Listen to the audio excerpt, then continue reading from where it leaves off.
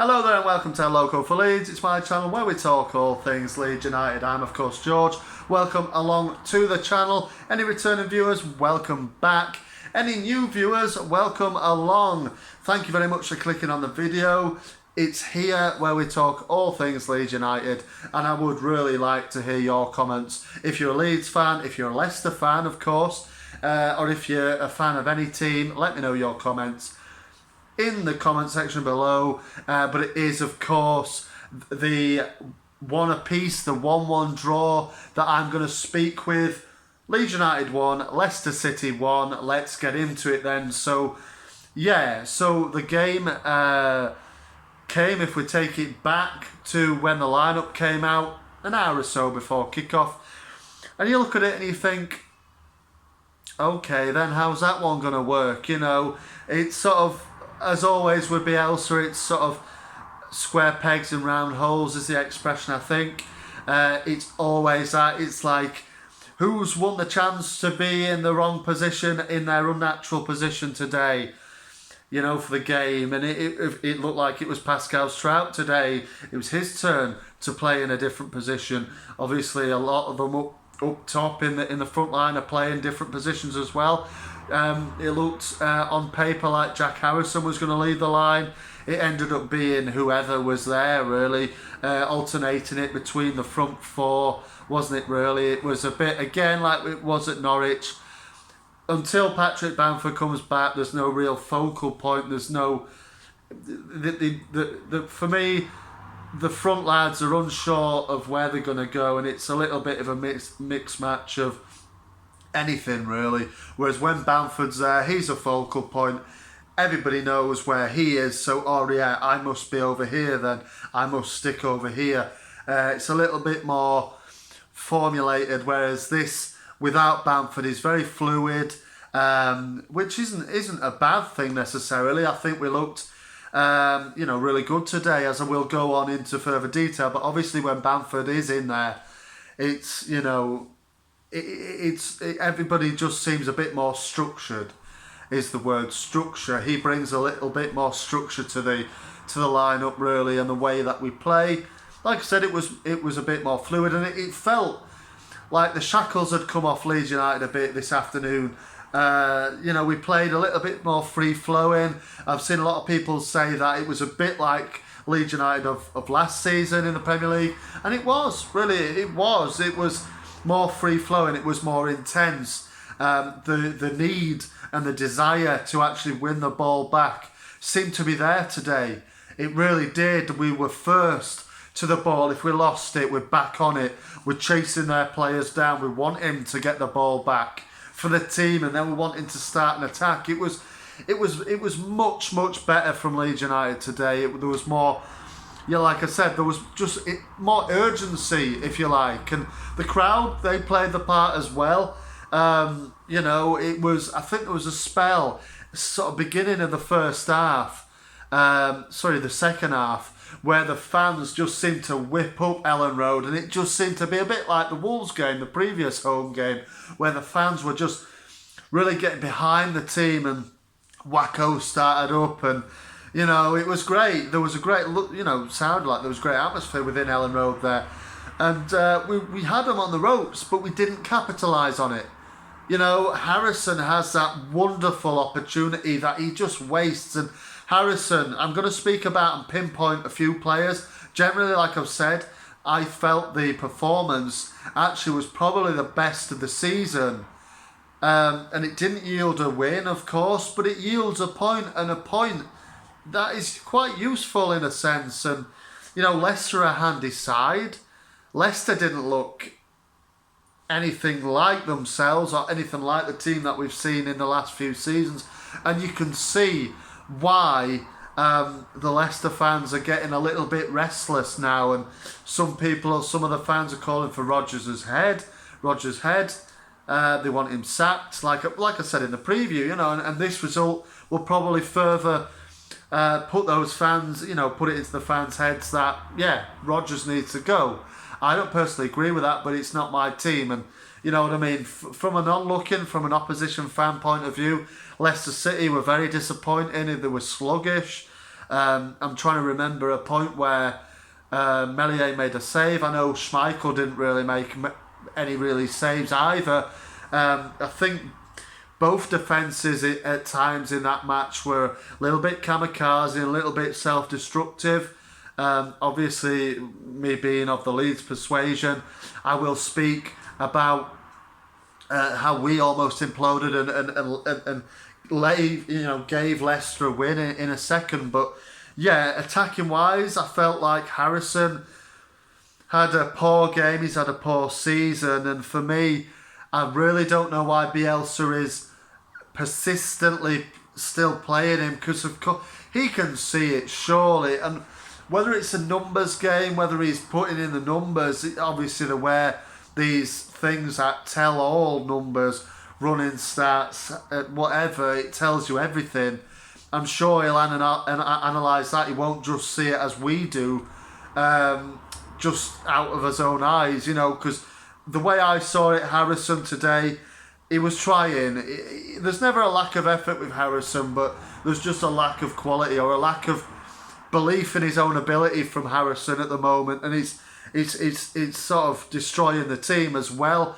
Coupled in that is Dan James, who is also, feels like to me, he's suffering from the same sort of thing as Harrison, lack of confidence. There's no there's no lack of desire, there's no lack of effort from him. Even in the atrocious display we saw against Southampton, he was one of the players that, Dan James, he was one of the players that really looked like he wanted to actually do something. And today was the same. He was running, he was trying to create things, he was on the edge of the box a lot and inside the box, very tight. It just became very tight in their penalty area. Not much room for manoeuvre. He had a couple of shots which went quite a way wide, and there was a lot of that really. But yeah, for me, Harrison and Dan James, in a sense, cost us attacking wise 2 points really today. I felt Rafinha, lovely goal, wasn't it, again? I mean, you can say, did he mean it, did he not, this, that and the other. I don't think he meant it really, for it to end up in the net, but what he meant, I think, was to just put it in an area. Put it in an area. He was whipping in some delicious set pieces actually. Not only that free kick, but there was a corner kick as well, which led to Harrison missing that open goal basically. How he missed that, I never know. I mean, you can say it was coming at him quick, this, that and the other, but it's not good enough that. You've got to be scoring that. But going back to Rafinha, I mean, he meant to put it in an area where it's going to hurt Leicester. Luckily for us, it went straight in. But Rodrigo can't be. You've got to give credit to Rodrigo here as well.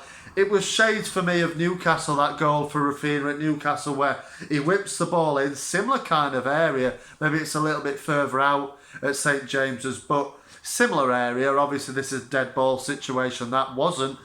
But he's whipped it in. Rodrigo's kind of fainted to maybe try and get something on it, but he's distracting the goalkeeper, and it flies like against Newcastle in the bottom corner.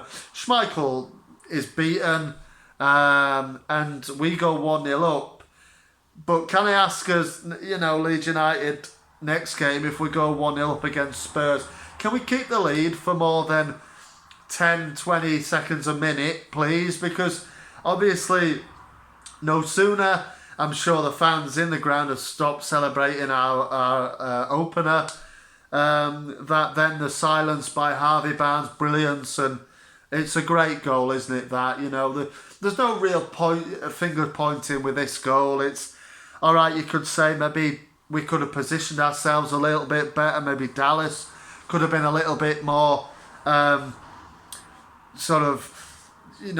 in, was it Sumane's face a little bit as he flicks it on, maybe a bit standoffish of him, and he allows him to get that flick on, but from there, look, it's brilliant from Harvey Barnes, and he loves a goal against us. I think he's obviously scored in the reverse fixture at Ellen Road, which obviously Leicester won 4-1 last season. I think he scored in our 3-1 win at the King Power as well. Any Leicester fans or anybody correct me if I'm wrong, but of course he scored when West Brom dismantled us a couple of years ago at the Hawthorns as well, when he was out there on loan. Yeah, he loves a goal against Leeds. But that was a delicious goal, to be fair. And immediately after we went ahead, literally 10, 15 seconds from the kickoff, wasn't it? And that wasn't good enough, but you've got to sit back sometimes and applaud the opposition. That was a fantastic goal. And that was the only bit of brilliance, really, and only bit of danger, really, that Leicester showed. Vardy didn't get on the ball much, did he? And it's a player that I always, every time you play Leicester, you've got to pinpoint as a danger because he is exactly that. But I think 18 touches he had all game. He was very much out of the match, all match. And I don't think that is a testament to our defence, if I'm honest. But, you know, he just wasn't in the game. Leicester, like I said, were very disappointing. But, you know, the man that I really want to speak about on this video is Adam Forshaw. Like, you know, like a lot of people after this game giving their reaction and, you know, speaking about how brilliant he was. He was fantastic today. He was absolutely fantastic, was Adam Forshaw. And absolutely, you know, props to him. It was a brilliant performance. You know, and I was comfortable with him playing at starting the game because he's looked good when he's come on this season. He looked good against Norwich when he came on, didn't he? Fantastic. It just adds more balance to our midfield, and just immediately you can think it looks more solid with him there. Him in there with Phillips. Phillips looks a bit more comfortable because he knows he's not having to do it all himself. You know, but yeah, Forshaw, he was brilliant. On the ball, you know, he backs himself in any tight situation to come away with the ball. There was a situation in the second half where he nearly got caught out in our penalty box, but thankfully it came to nothing for Leicester. But yeah, honestly, it was absolutely brilliant. And look, he's another option. And Radrizzani was right, wasn't he, when he answered back to those fans on Twitter that time? You know, where's the defender? Who's this midfielder going to be? He replied with Forshaw. I know it's only one game, isn't it? But in his cameo bench substitute appearances, he has looked solid in the League Cup game he played. He's been solid. So fair play to him. And hopefully can continue this and stay away from injury and have a good season, because he's definitely added something there, and he's man of the match for me, as he is, I'm pretty sure, for everybody watching this, and majority of Leeds fans not watching it as well. So yeah, he was brilliant. Somebody who I'd like to point out who wasn't brilliant, and maybe I'm going to get slated for this, because the defence kept out Jamie Vardy, didn't they, and the other danger men, like Sir Lookman and everybody else. Tielemans I thought was poor, but again they shut him out. But it is our skipper, Liam Cooper. Now, he had a poor game. He's been poor for me, pretty poor all season. Not good enough in this game. Second half, immediately in the few minutes in the second half, you can try and blame Meslier for that. But Cooper, he's passing back to his keeper without even looking up. He's just kicked it. It's a nasty ball to control. Meslier is very lucky that he isn't in the centre of the goal, because it would have rolled under his foot and rolled into the net. He was lucky with that. Meslier looked a little bit from there. He looked a little bit shaky from the resultant corner. He flapped at that one, didn't he? But he got away with it. But Liam Cooper, just not good enough. Not good enough. In the second half, Meslier saves us from Tielemans when Tielemans goes through. If Tielemans has a better first touch, he probably puts that in, but Meslier smothers it. Well done to him. But it's Cooper who, miscontrols it, dilly-dallying on the ball, the last man. He loses it. He absolutely wipes out Jamie Vardy. Probably should have been a yellow card or something. And then from there, Meslier saves us. But Cooper, not good enough for me. And I can't wait for Robin Koch to come back, to be honest, and just see what he's got, because I think obviously he's better than Cooper. When Koch came in, we'd have thought it was going to be Llorente and Koch. Obviously, both of them two haven't been able to properly stay away from injuries. So it's been a bit. I don't think we've once seen Koch and Llorente as centre-back pairing, maybe once. But I would love to see that, to be honest with you, because Cooper is just not good enough for this level. But he got away with it. We got away with it in the end, really. And of course, Leicester almost came on with all 3 points. It was almost a smash and grab if it wasn't for VAR. But look, man, he was offside. Yeah, it was an offside. One of them where if it was for us, you'd be disappointed with it. Yeah, but he's like his foot is offside. But that's the way VAR operates, and he was offside. Obviously, he couldn't miss it. He tapped it in. And for a moment, it looks like we're going 2-1 down. But I mean, the cheer from the crowd, it was like we'd scored a goal ourselves. But it was almost like scoring a goal, wasn't it? See them having a goal chalked off. But yeah, look, it was all around. It was better. We were more intense. We were more looked like ourselves under Bielsa. We looked better, and it was more. It was just a lot better. Obviously, Rodrigo had an opportunity to score as well, put through by Dallas on the wing, and his crossover from Dallas, and he snapped at it a little bit. It hit the side netting, but I mean, we didn't really come that close, really, other than Harris and Rodrigo. I think we probably shaded it and probably did enough to win, but these things happen. We didn't get a win. We drew. It's better than nothing. We're building towards something. But yeah, there was a couple of players that I just wanted to pinpoint that I didn't think had a good game. But overall, Pascal, I thought he did okay at left back. To say he's never played there before in the first team. So yeah, look, it's okay. It's a point apiece. Leicester, like I said, I thought were poor, but we dealt well with the threat of Ndidi, Tielemans, and Sumane, really, which I thought were going to be a dangerous trio. Really, I thought Lookman. Didn't really have much of a look in. Harvey Barnes, other than that bit of brilliance, was non-existent really. So yeah, there was just a point in the second half I'd just like to point out with Stuart Dallas, where he cuts out a ball that's going across to their right hand side. Looks like it's going to put their player through. He makes a last ditch sort of interception, and then he's back up, and he's within seconds we're on the attack with him down that right hand side. I thought Dallas played very well, although I didn't quite understand the reason why he was at right back and Strout was at left back. For me, I'd have liked seen Dallas at left back and Cody Drama get his opportunity at right back, but it didn't happen. Charlie Cresswell came on again for another appearance late on, and he fitted in nicely into the defence there. So yeah, well done to the lads. We're looking a lot more solid today, and that's 3 unbeaten now. Going into Spurs after the international break, we're looking better than we were. So let's hope we continue with the upward trajectory. Let me know your thoughts in the comments. Did you go to the game? Any Leicester fans, like I've said? Comment, do you think Rodgers will go? Is it time for him to go? What's the situation there in your mind? But anyway, let me know your thoughts. Thank you very much for watching. Marching on together, and I will see you on the next one.